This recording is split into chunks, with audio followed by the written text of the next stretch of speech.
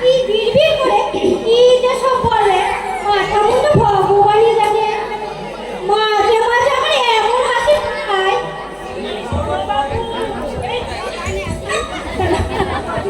শোনো বাবু, ভালো মানুষের মেয়ে, তোমারও একদিন এরকম দশা হবে। দেখুন, জীবন যৌবন চিরস্থায়ী নয়। যৌবন হচ্ছে পদ্ম পাতার জল, এই আছে এই নেই। দাঁত পড়বে, চুলে পাক ধরবে, গায়ের চামড়া ঢিলে হবে, চোখে ছানি পড়বে, কানে শুনতে পাবে না। আপনি চুপ করুন। আমি চুপ করলেও কানের চাকা থেমে থাকবে না বৌমা। প্রকৃতির নিয়মকে ধমক দিয়ে আটকে রাখা যায় না। আজ বুঝতে পারছো না, পারবে বুড়ো মানুষের কি জ্বালা। পারবে সেই দিন, যেদিন মায়ের মতো নিঃসঙ্গ হবে। আপনার কথাগুলো খুবই খাঁটি। তুমি বলছো খাঁটি, আমার বৌমা বলছে চোপা। আসল কথা কি জানো ভাই? ঘুটে পড়ে গোবর হাসে। গোবর এটা বোঝে না, তাকেও একদিন ঘুটে হতে হবে, তাকেও একদিন পুড়তে হবে। মরণ দশা।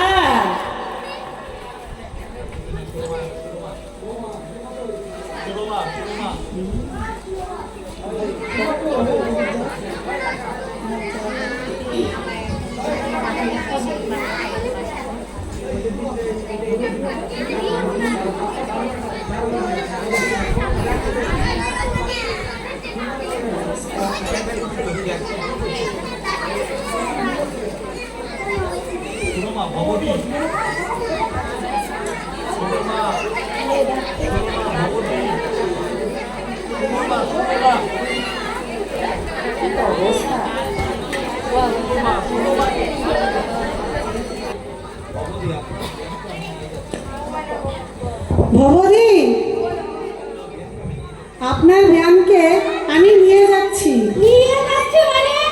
মানেটা তোমাকে বোঝাতে যাব না মা। তুমি যেদিন এই বাড়ির গিন্নি হবে সেই দিন তোমার কাছে অনুমতি নিব, কিন্তু আজ নয়। ছোট লোক কোথাকার। তুমি যে কত বড় ভদ্রলোকের মেয়ে সেটা আমি একটু আগে নিজের চোখে দেখলাম। যে মেয়ে মাকে মারতে পারে সে আবার বড় লোক করে বলতে পারে আমি ভদ্রলোক। তোমার স্বামীর মতো নয়। চুরি করে মেয়ের বিয়ে দিয়েছে আমার বাবা। তোমার বাবা নিঃসন্দেহে ভদ্রলোক ছিলেন, কিন্তু তুমি নও। যে মা কত কষ্ট করে তোমাদেরকে মানুষ করেছে, নিজে না খেয়ে তোমাদেরকে খাইয়েছে, সেই মাকে তুমি মারতে পারলে তুমি মানুষ নও, তুমি মানুষ হতে পারো না। তোমাকে আমি সাবধান করে দিচ্ছি। ওলো থামলো, থাম। তুই আর বড় মুখ করে কথা বলিস নে। মা, মারি ঝাঁটা তোর মায়ের মুখে। মায়ের জন্য কত দরদ। রাত থাকতে উঠে গোবর ছড়া দেওনি কেন? ঘর নিকৌনি কেন? গোয়াল পরিষ্কার হয়নি কেন? মা কি তোর দাসী বাতিল? জমের বাচ্চা। 2-4 দিনের জন্য এসেছে বেচারি, কোথায় তাকে আদর যত্ন করবি তা না, লাগিয়ে দিলি ঝিয়ের কাজে। কালই আমি বাপের বাড়ি চলে যাব। সেখানে গেলে ভাইয়ের বউয়েরা ঝাঁটা পিটা করবে। বাবা নেই, মা নেই, বাপের বাড়ির গরম দেখাচ্ছে জমের বাচ্চা। বাড়ি থেকে যদি এক পা বেরিয়েছিস তোর ঠ্যাং ভেঙে দেব। চালতা মুখি। আমাকে তোর মা পাসনি, আমি হলাম দরজাল শাশুড়ি। আমার নাম ভবতারা। হ্যাঁ, ফের যদি গুরুজনদের ছোট বড় কথা বলতে শুনেছি না, জ্যান্ত মাটিতে ফেলে দেবো। 1000 দিন বলেছি বয়স্কদের সম্মান দিয়ে কথা বলতে সে কানেই যাচ্ছে না। বাদরি মেয়ে কোথাকার। হয় ছেলে মানুষ নয় কনকদি, মেঘে মেঘে বয়সটাও কম হচ্ছে না। এই তো 12 পেরিয়ে 13তে পা দিল। কত ছাড়ে ঠিক ঠাকুমা সমাপ্তি পেয়েছে। উচিত কথা বলা যায়। আচ্ছা তুমি বলো কনকদি, আমার মা কি ভাতের অভাবে এখানে এসেছিল? বাড়িতে সহস্র যাতনা দিচ্ছে ওই বউরা, তাই দুটো দিন শান্তি পেতে এসেছিল। তোমরা কজন ভাই? আমার 5 জন দাদা, 3 বোন। বোনেদের মধ্যে আমিই বড়। ভাইয়েরা সকলেই রোজগার। বড়দা কন্ট্রাক্টর, মেজদা ডাক্তার, শেষদা নয়াদিল্লিতে ফরেন সার্ভিসে ভালো চাকরি করছে, আর রানাদা বিজনেসম্যান। 5 ভাই একসঙ্গে আছে?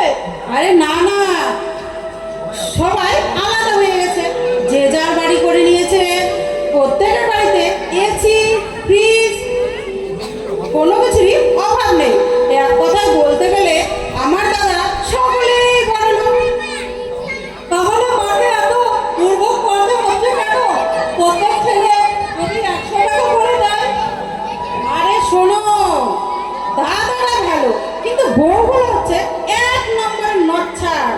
বিশেষ করে ওই বড় বড় আর মেজো বউ দুটোই শয়তান। মাকে দু চোখে দেখতে পারে না তারা।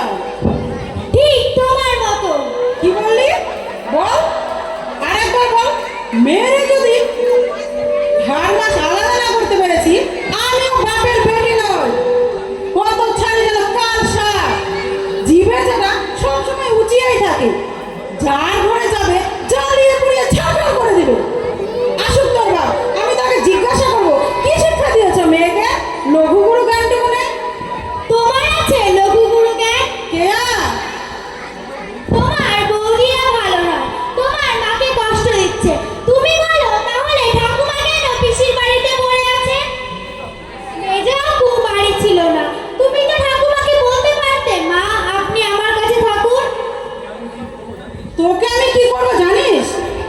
কথাই বলে আপনি আচারি ধর্ম পরকে শেখায়। তুমি বলছো গুরুজনদের শ্রদ্ধা করতে, ঠাকুমা কি তোমাদের গুরুজন নয়? ওরে কাল লাগিনি, সাপের পেটে সাপই জন্মায় মা। তুমি যদি ভালো হতে আমিও ভালো হতাম। আমরা কাছে বিস্কুটে তুমি আমের প্রত্যাশা করো। হ্যাঁ, আমি তোমার মাকে বলেছি আর কতদিন থাকবে দিদা। কেন বলেছি জানো? আমার ঠাকুমা যদি ছেলের ভাত না খেতে পারে, দিদা খাবে কোন লজ্জায়? চাও তো ভিড় জিভে যেন বিষ। আমার ভাবতেও ঘেন্না হয়, ওটাকে আমি পেটে ধরেছি। কথাটা কিন্তু অনেক দুঃখ থেকে বলেছে। আমি তো দেখেছি ঠাকুমা ছিল ওর প্রাণেরও প্রাণ। আচ্ছা তুমি বলো কনকদি, আমি তো আমার কথা পূরণ করে দিয়েছি। দোষ করলো মেজ বউ, তাদের উচিত ছিল মায়ের একটা ব্যবস্থা করে যাওয়ার। মেজ বউ ভারত ভ্রমণের বায়না তুললো।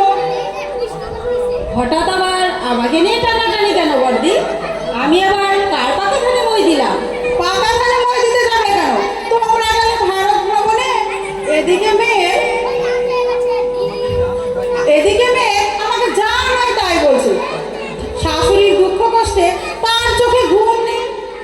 কেন? আমরা তো মায়ের জন্য ছবিকে টাকা দিয়ে গেছি। টাকা দিয়েছিস মানে ছবিকে? হ্যাঁ, 2 মাসের জন্য 400 টাকা দিয়েছি যাবার সময়। তাছাড়া ছবিরও তো মা, ছবির কি দায়িত্ব নেই? মাকে কি ও 2 মাস খাওয়াতে পারে না? 10 ভরি গয়না ছিল, সবই মেয়েকে দিয়েছে। সে কি পারে না মাকে তাহলে 2 মাস খাওয়াতে? নাকি ছেলেরাই চোরের গায়ে ধরা পড়েছে? মায়ের ওপর ছেলেদের যতটা কর্তব্য, মেয়েরও ঠিক সে একই কর্তব্য। সেই দায়িত্ব ছবি কিছুতেই এড়াতে পারে না। ছবি তোর কাছে হাত পেতে নিল টাকা? বললে তুমি বিশ্বাস করবে না বর্দি, ছবি যে এমন ছোট লোক আমি জীবনে দেখিনি। ওর মেজদাকে বলল, 400 টাকায় একজন মানুষের হবে না দাদা, আরো 200 দিয়ে যা। আর যদি তা না দাও, আমার জন্য কাশ্মীর থেকে শাল নিয়ে এসো। শাল এনেছিস নাকি? ছবির জন্য আনিনি, একখানা কিনে এনেছি আমার মায়ের জন্য 430 টাকা দিয়ে। এমন সুন্দর শাল দেখলে তোমার চোখ জুড়িয়ে যাবে। তাছাড়া একখানা এনেছি বাবার জন্য, বর্দার জন্য একখানা, আমার সেজদার জন্য একখানা, মেজ বোনের জন্য একখানা, সজদার শাশুড়ির জন্য একখানা। ঠাকুমার জন্য আনুনি একখানা শাল? না। কেন, ঠাকুমার তো একখানাও শাল নেই।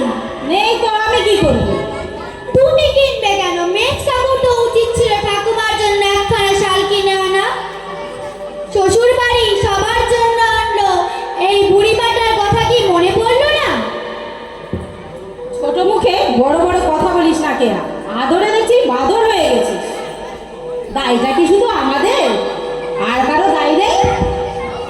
100 বার আমি আমার বাবার বাড়ির জন্য কিনব, মা যেন ওর একার। কিনে এনে বলতে পারতিস টাকাটা দাও বর্দি। হ্যাঁ থাক, জানা আছে আমার তোমাদের মোড়ক। শ্বশুরের শ্রাদ্ধের সময় মেজবাবু 2000 টাকা বেশি দিলেন। ভাসুর ঠাকুর আর ঠাকুর তো বললেন দিয়ে দে, পরে দেব। আজও দিচ্ছে, কালও দিচ্ছে। বেড়া একবারই বেলতলা যায়, বারবার নয়। বুদ্ধিমানেরা টুপি একবারই পরে, বারবার পরে না। হিংসুটির কথা শুনলে কনকদি? তোমাদের সংসারটা বিচিত্র ভাই। সব ছেলে ভালো চাকরি বাকরি করছে, একটা মা তার তো কোনো দুঃখ কষ্টই থাকার কথা নয়। দুঃখ কষ্ট আছে কে বললো? আমি তাকে 4 মাস মহারানীর মর্যাদা দিয়ে রেখেছি, অথচ আমার নাম নেই। ছোট ভাইয়ের গুণ সবসময় মুখে লেগে আছে। মমতা হেন করছে, মমতা তেন করছে, মমতার মতো লক্ষ্মী মেয়ে হয় না। এইসব কথা শুনলে রাগ হবে না কনকদি? ছোট কাকি নিজের মায়ের মতো ভালোবাসে ঠাকুমাকে। তুমি ভালোবাসো ঠাকুমাকে নিজের মায়ের মতো? ছোট কাকি নিজে কর্তব্য করে ঠাকুমাকে দেখে, তুমি দেখো? ছোট কাকি লেবু এনে খাওয়ায়, ফল এনে খাওয়ায়, তোমরাও তো লেবু খাও, তবু বুড়িটার কপালে জোটে না। কর্তব্য আর আন্তরিকতার অনেক তফাৎ মা। ভালোবাসা পশুও বোঝে, তাই ঠাকুমা ছোট কাকির গুণ গায়। আর তুমি ঠাকুমাকে দেখো লোক নিন্দের ভয়, পাছে লোক কিছু বলবে। আমি নিজের চোখে দেখেছি মা, বুঝলে? পেটের মেয়ে যদি এই কথা বলে কনকদি, পাড়ার লোকে তো বলবে। আমিও তো শুনলাম যে আজ জন্মদিনে লুচি মিষ্টি নাকি মাসিমাকে দাওনি। কি আশ্চর্য, মায়ের পেট খারাপ ছিল, ডাক্তার লুচি খেতে বারণ করেছে, নইলে এত লোককে খাওয়ালাম, মাকে 2টো লুচি আর 4টে মিষ্টি দিতে পারতাম না? আমি তো আর জেনে শুনে তাকে মৃত্যুর মুখে ফেলে দিতে পারি না। বৌদি, বৌদি, বৌদি, মা কোথায় গো? কেন, মা তো তোমাদের বাড়িতে ছিল। ছিল, কিন্তু দিন করে আগে ওই কেলটির মায়ের সাথে চলে এসেছে। কেলটির মা? কেলটির মা কে ছবি? জানো না বলো বৌদি, আমাদের বিশ্ব সুন্দরী গো। মমতার মা তোমার শ্বশুরবাড়িতে গিয়েছিল? বেহায়া, বুঝলে বলো বৌদি, 1 নম্বরের বেহায়া। ছোট মেয়ের জন্য পাত্র দেখতে গিয়েছিল আমাদের পাশের গায়ে। সেখানে কাজ ছেড়ে সকালবেলা নির্লজ্জের মতো আমাদের বাড়িতে এলো। এসে মায়ের সঙ্গে কি যে গুজুর গুজুর ফুসুর ফুসুর করলে, মা অমনি তার সঙ্গে জামা কাপড় নিয়ে চলে এলো। তাহলে বাড়িতে আসেনি বড় বৌদি? না তো। এদিকে যে তোমাদের সর্বনাশ হয়ে যাচ্ছে, সে খবর কি তোমরা রাখো? সর্বনাশ? এই বাড়ি কার নামে আছে জানো? কি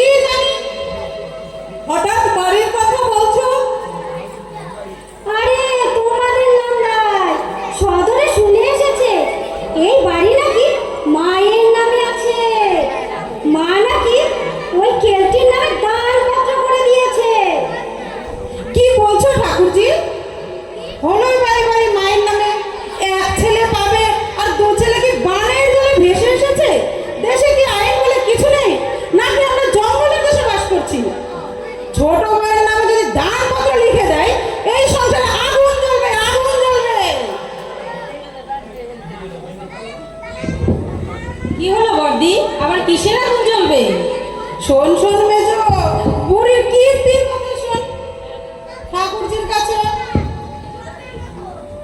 শ্বশুর এই বাড়ি নাকি শাশুড়ির নামে লিখে দিয়েছে। শাশুড়িকে ভুলিয়ে ভালিয়ে তোয়াজ করে বিশ্ব সুন্দরী নিজের নামে লিখে নিতে চাইছে। লিখে নেয়নি, এবার নেবে। তুমি কার কাছে শুনলে? আরে তোমাদের নন্দায় সদরে চাকরি করে তো, সেখানে কার মুখে শুনে এসেছে। বাড়িতে এসে বললে, যাও তোমার বড় বৌদি আর মেজ বৌদিকে গিয়ে খবরটা দিয়ে এসো, নইলে বুড়ি ওদের পথে বসাবে। বর্দি, আমার কথাটা পয়েন্টে পয়েন্টে মিলল তো? খুব তো মামা বলে হে দিয়ে করতে, এখন ঠেলা সামলাও। আমি তখন বলিনি বুড়িটা পাক্কা শয়তানি? আমি কি করে বুঝবো ভাই? বুঝতে হয়, বুঝতে হয়। এই সংসারটা বিচিত্র চিড়িয়াখানা।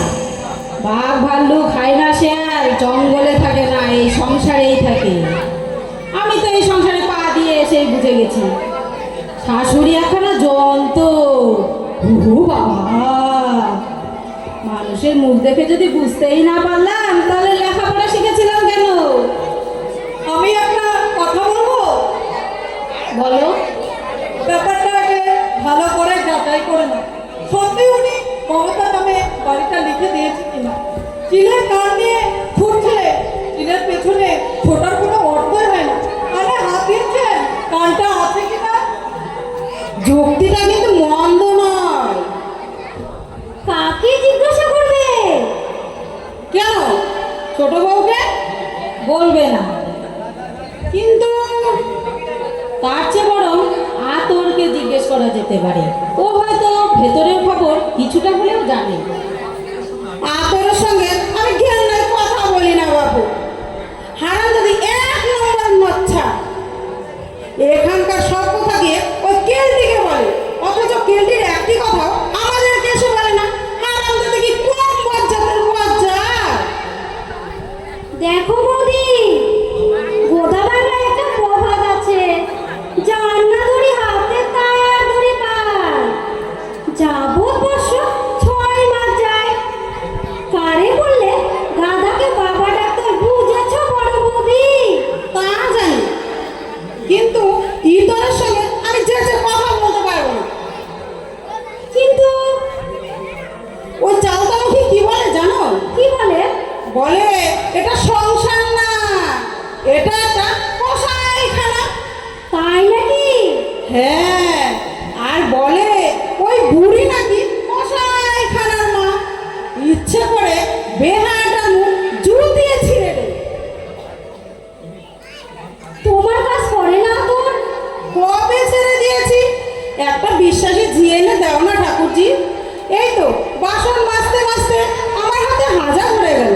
ভোরবেলায় উঠতে অনেক কষ্ট হয়। তোমার দাদার অফিসের ভাত দিতেও দেরি হয়ে যায়।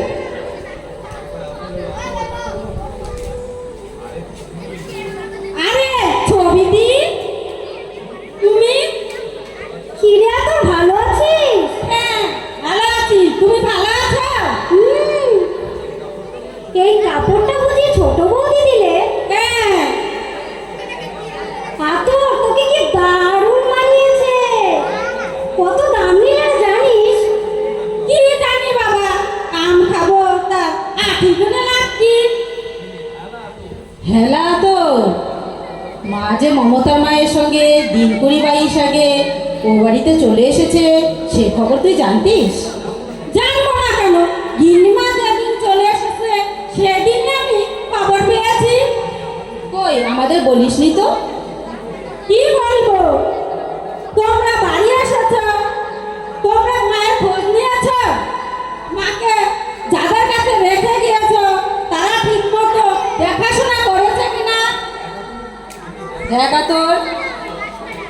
আসলে তোমরাও সকলে চাইছো বুড়ি ঠেসে গেলে বেঁচে যাও। আমরা তোমাকে তার মেয়ের কাছে রেখে এসেছিলাম।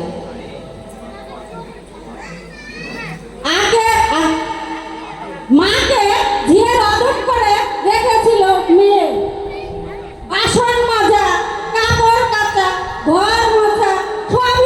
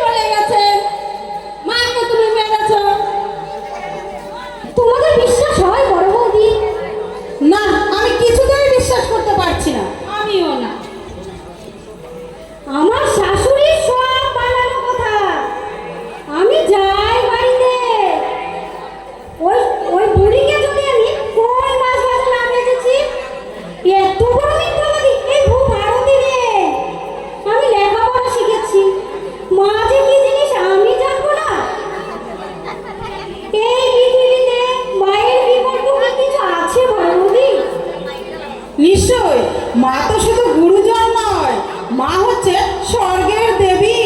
সেই মাকে যে অসম্মান করে সে তো পশুর অধম, পশুর অধম। আহারে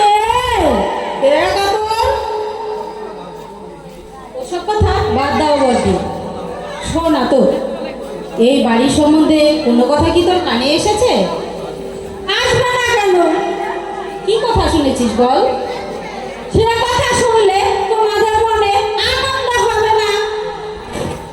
তবু আমরা শুনবো, তুই বল। যত অপ্রিয় কথাই হোক আমরা শুনতে রাজি আছি, তুই বল। পার্থ দাদাবাবু মাকে আনতে গিয়েছিল। তারপর তারপর মা বলেছে, মাছে মা বলেছে ওই কসাইখানায় আমি আর যাবো না। কসাইখানা? আমাদের এই সংসারটা কসাইখানা? মা বলেছে।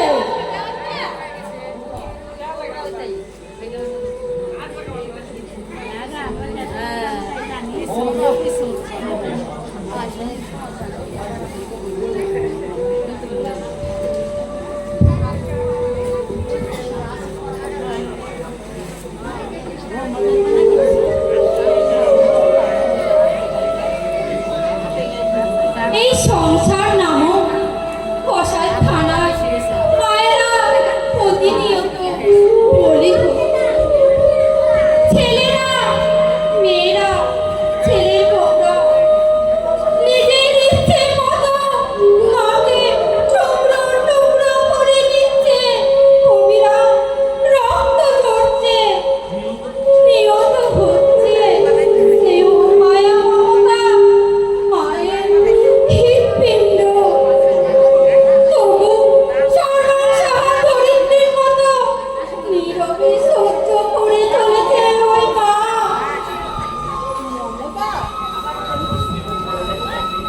স্নেহ, ভালোবাসা নিম্নগামী, ঊর্ধ্বগামী নয়। আমরা যদি ভেবে দেখি বটে, ওই মা আমাদের কি না দিয়েছে।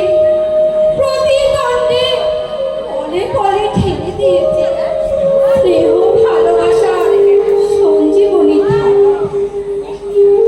অসুখ হলে বিনিদ্র রাত্রে শিউরে বসে অপলক চোখে চেয়ে রয়েছেন সন্তানের মুখে। সন্তানকে বুকে জড়িয়ে ধরে স্বপ্ন দেখে ভবিষ্যতে নিজে না খেয়ে মুখের খাবার তুলে দেয় সন্তানের মুখে। ছোট বৌদি, ছেলে বড় হয়, মা তার বিয়ে দিয়ে বউ ঘরে নিয়ে আসে। যৌবনের স্বাভাবিক ধর্মে ধীরে ধীরে সন্তান দূরে সরে যায়। মায়ের বুক শূন্য,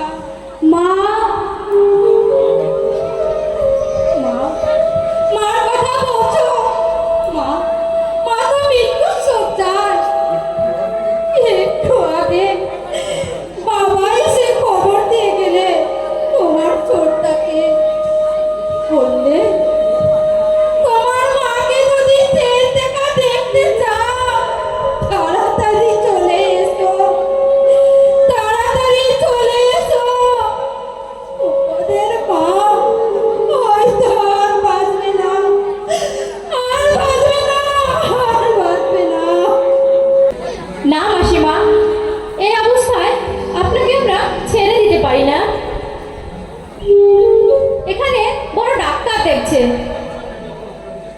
জামাইবাবু নিজেও আপ্রাণ চেষ্টা করছেন। তাছাড়া বাড়ি গিয়ে আপনি করবেন নাকি? তবে যদি বলেন আপনার সেবা শুশ্রূষা এখানে ঠিক মতো হচ্ছে না। না মা, না, তোমরা যা আমার জন্য করলে, এরা যদি আমার নিজের লোকে করতো তাহলে আমার নিজেকে নিজে আমি ধন্য মনে করতাম। আমাকে নিয়ে তোমরা বিদ্রোহী হইও না বাবা। কি বলছেন দিদি? আমরা কেন বিব্রত হব? তবে আমরা তো গরিব। না, গরিবের মধ্যে যে আন্তরিকতা আছে, আমার সচ্ছল অবস্থার মধ্যেও ছেলেদের মধ্যে যদি এতটুকু দেখতে পেতাম, আমার নিজেকে আমি ধন্য মনে করতাম। থাক মলিনাদি, বউদের আমি দোষ দিব না। আসলে আমার ছেলেগুলো মানুষ না। কত আশা ছিল, কত স্বপ্ন ছিল, নাতা নাতনি নিয়ে আমি একটা সুখের সংসার করব। সে আশা আমার হলো না সরুয়া, সে আশা আমার আর হলো না। কাঁদবেন না মাসিমা। এ বুকটায় বড় জ্বালা, এ বুকটায় বড় জ্বালা মা, এ বুকটায় বড় জ্বালা। আমারই নিজে হাতে গড়া এই সংসার, সেখানে আজ আমি একান্ত বঞ্চিত, অবহিত। একমাত্র আমার মতো ভুক্তভোগী যারা এই ব্যথা বুঝবে তারা।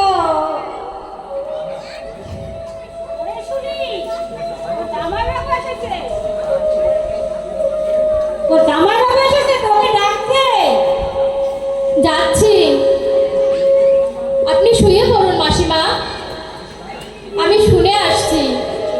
কি বলছেন জামাইবাবু? আপনার কোনো চিন্তা নেই, আপনি সুস্থ হয়ে উঠবেন। জামাইবাবু নিজেও তো একজন ডাক্তার, আপনার ভাবনা কি? ভাবনার আমার কিছুই নেই। মানুষের সকল আশাই তো পূর্ণ হয় না, হলে তো এই পৃথিবীটা স্বর্গে প্রণীত হতো। সব বুঝি, তবু ওই অবুঝ মনটাকে পারি না বুঝাতে। বারবার বাড়ির কথা মনে পড়ছে। মেজো আর ছেলে দুটো কেমন আছে কে জানে। কে আমাকে জড়িয়ে ধরে ঘুমাতো।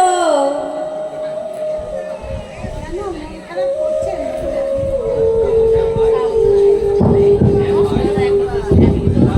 মন খারাপ করছেন মলিনাদি? ভাই, ভাইকে যা আছে তাই হবে।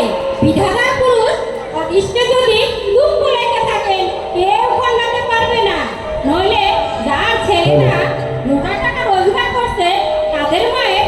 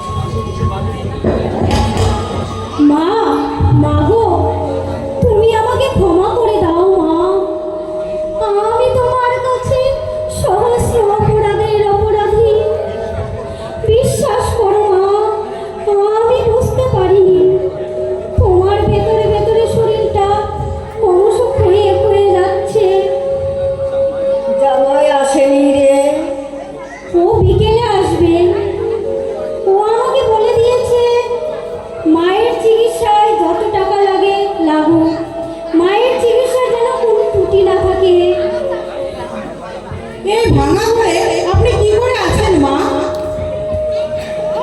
গো নর্দমার গন্ধে আমার অন্নপ্রাশনে ভাত উঠে আসছে। যা বলেছো মেজবৌদি, এই নোংরা পরিবেশে মানুষ থাকলে থেকে অসুস্থ হয়ে পড়বে। দেখো মা, কথা বাড়াবেন না, জানি আপনারা গরিব, তাই বলে কি এক বোতল ফিনাইল এনে এই নর্দমায় দিতে পারতেন না? আজই আমরা মাকে নিয়ে চলে যাব।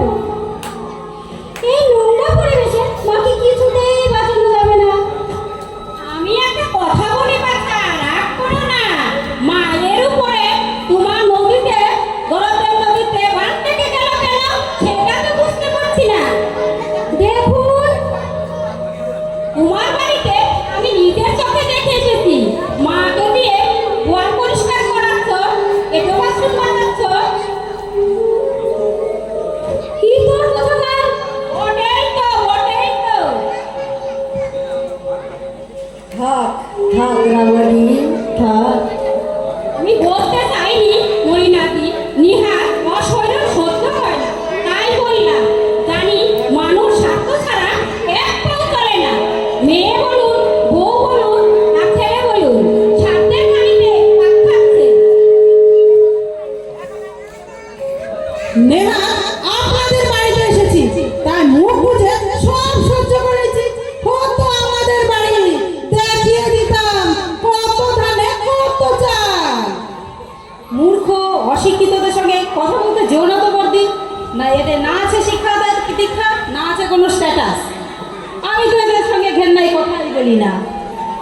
আচ্ছা নেই বলেই তো আমরা বলি না স্বামীর মাকে লুচি খাওয়ালে পেট খারাপ হবে। বড় বৌদি, মেজ বৌদি, চলো এখান থেকে। এই ইতরের বাড়িতে আর এক মুহূর্তও নয়। এখানে আমরা আমাদের মান সম্মান তুলে দিতে আসিনি। দেখো বাবু, দোহাই রানাদি, চুপ করো। এরা আমাদের অতিথি, এদের ছোট বড় কথা বলে অসম্মান করো না। দোহাই তোমার, রাঙাদির জন্য তোমাদের কাছে আমি ক্ষমা চাইছি মা।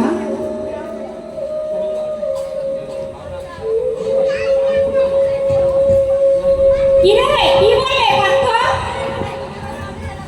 মাসিমার দুটো কিডনি অকেজো হয়ে গেছে। তাহলে এখন কি হবে?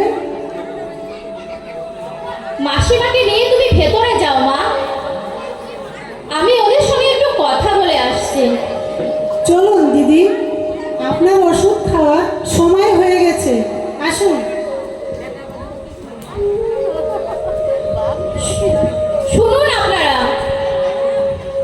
জামাইবাবু অনেক চেষ্টা করেছেন, কিডনির ব্যবস্থা করতে পারেনি। বললে দাদারাও কাগজে বিজ্ঞাপন দিয়েছেন, ব্যক্তিগতভাবেও অনেক চেষ্টা করেছেন, কিন্তু কিডনি কোথাও পাওয়া যায়নি। অন্তত একটা কিডনি চাই, নইলে মাসিমাকে বাঁচানো যাবে না। কিন্তু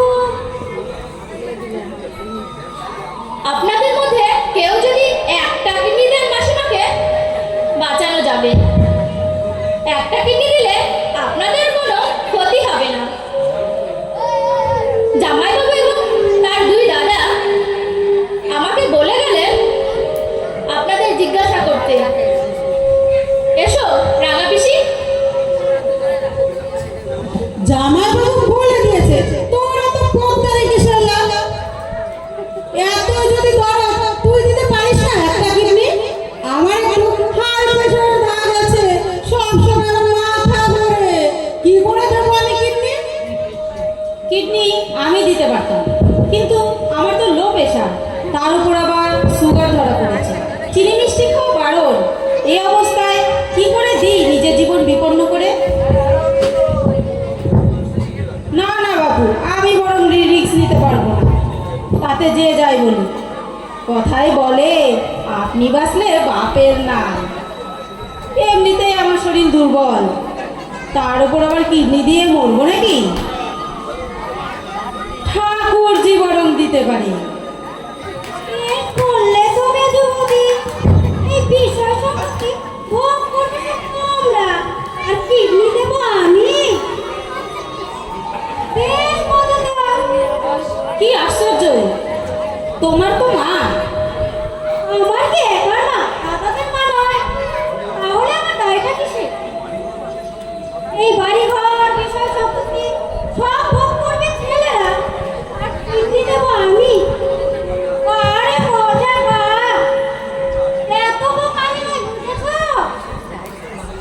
তখন হয়তো তোমরা রুষ্ট হচ্ছ।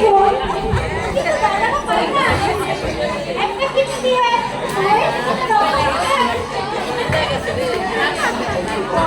তোমার যখন কথা ঠাকুরজি, বড়বাবুকে হাঁকলে পাঠাতে হয়। আজ কলকাতা, কাল দিল্লি, পরশু মুম্বাই। কি করে সে কিডনি দেবে? তাতে মা বাঁচুক বা মরুক। মাসুরের চেয়েও বেশি খাটতে হয় আমাদের মেজবাবুকে। এমনিতে ওনার শরীর দুর্বল, ডাক্তার বলেছে রক্ত শূন্যতা। এই অবস্থায় কি করে বলি তোমার কিডনি একটা বাবা মাকে দাও? মা গুরুজন ঠিকই, ওনাকে বাঁচানো উচিত। তাই বলে নিজের জীবন বিপন্ন করে না না, কিছুতেই আমি সাই দেব না। দুটো ছেলে নাবালক, যদি কিছু হয়ে যায় ছেলে দুটো নিয়ে শেষ অব্দি আমি পথে বসবো নাকি? তাহলে কি সিদ্ধান্ত হলো? সিদ্ধান্ত হলো আমরা কেউ কিডনি দেবো না, বরং তো 2-500 টাকা দেবো। হ্যাঁ, আমরাও তাই দেবো। কিডনি বাইরে থেকে জোগাড় করলে হয় না?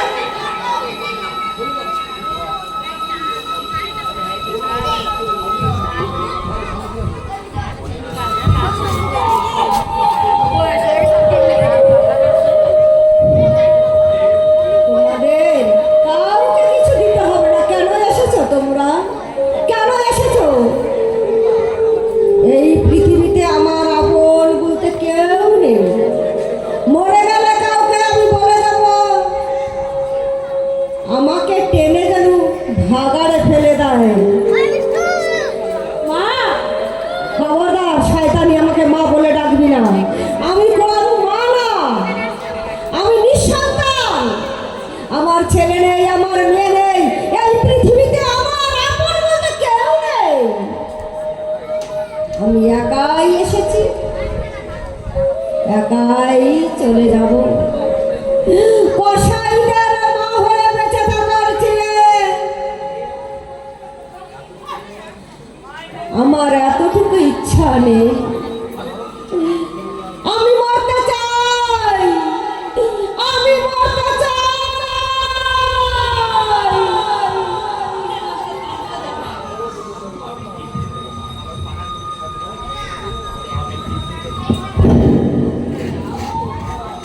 আমি আমি কিডনি দেবো মা। মমতা, ছোট বৌদি, এতক্ষণ আমি আপনার ছেলের সঙ্গে সেই আলোচনায় হচ্ছিল। উনি বললেন তুমি যদি একটা কিডনি দাও মমতা, ওটা পরিবার তোমার কাছে ঋণী থাকবে। বড় ভাসু, মেজ ভাসু ওনার কথায় সাই দিলেন।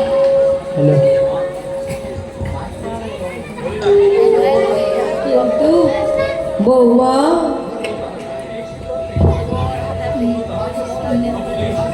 দিদির এই সিদ্ধান্তে আমাদের সবাই একমত।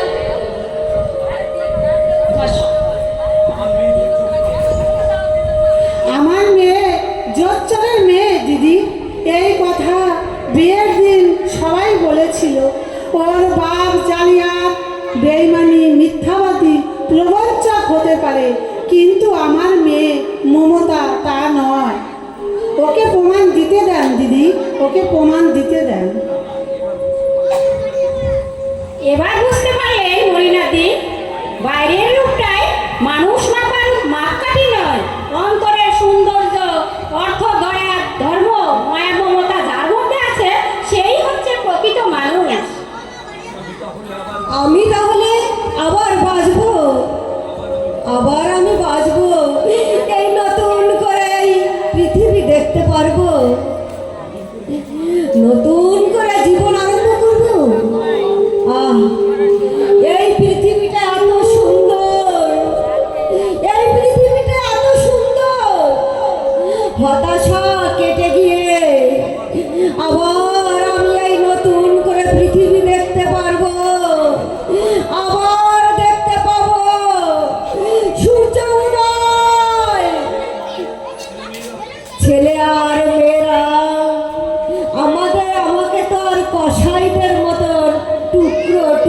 করে কাটবে না, আর লোকেও নিন্দা করে বলবে না তুমি কসাইদের মা, তুমি কসাইদের মা। মা ওরে ওরে মা, ওরে মা, তুই যে আমার সকল দুঃখ সকল কষ্ট দূর করে দিলি মা, দূর করে দিলি। আর কেউ বলবে না আমি কসাইদের মা, আর কেউ বলবে না আমি কসাইদের মা।